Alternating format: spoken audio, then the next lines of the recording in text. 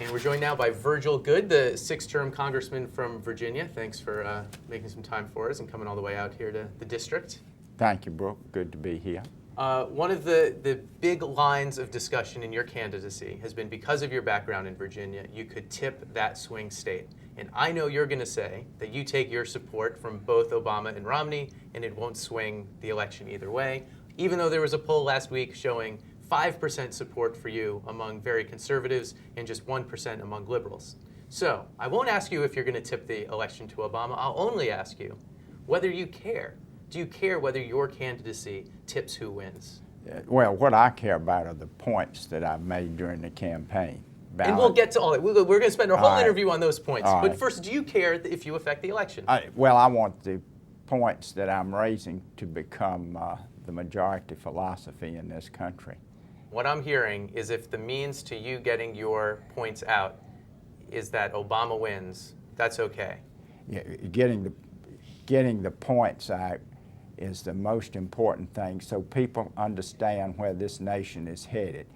My positions on several issues, particularly illegal immigration and legal immigration, need to be adopted. If not, the United States is going to drift towards more socialism, more government doing more things for more people, and I don't want to see that. Well, let's get to the big five right.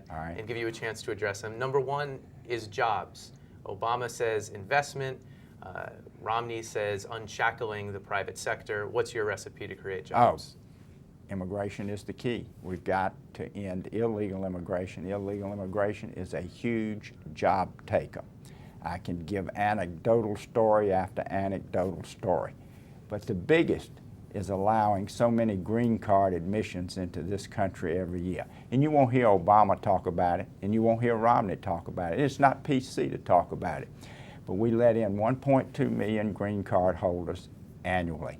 The pro-immigration folks will say that where immigration intersects with jobs, most of these immigrants are either very low-skilled people doing jobs that Americans don't want to do at the wage that's being offered, or they're very high-skilled people and there aren't enough educated math and science engineer types in the U.S. And let me answer both of those. Please do. First of all, with regard to the low-skilled jobs, most of those would be H-2A workers. H-2A are one where they don't bring their families with them. H-2A doesn't bring the families. They are pulling tobacco, they're picking apples, they're doing fruit.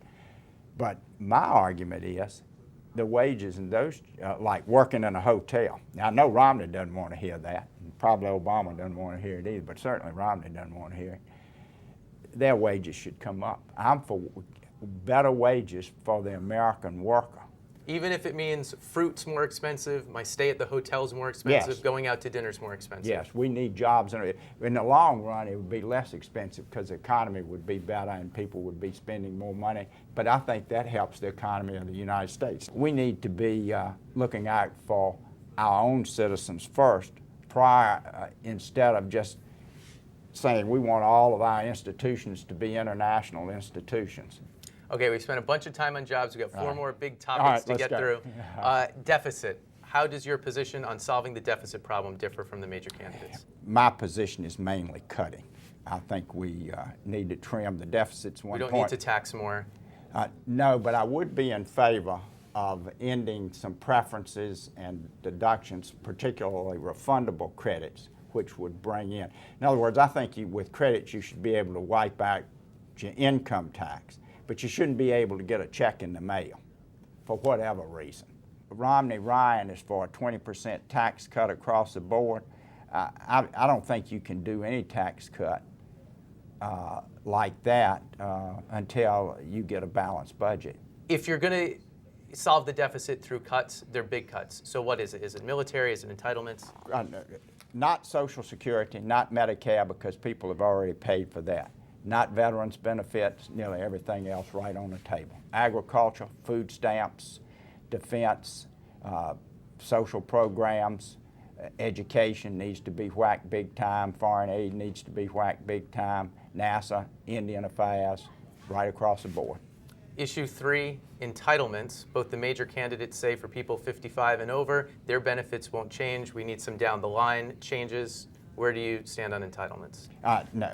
for those that have paid into Social Security and Medicare, I don't think we should go the Ryan proposal of turning it into a voucher. It'll be a... Well, they would say they've backed off on that proposal. It's no longer a voucher program. You can keep your Medicare if you want it.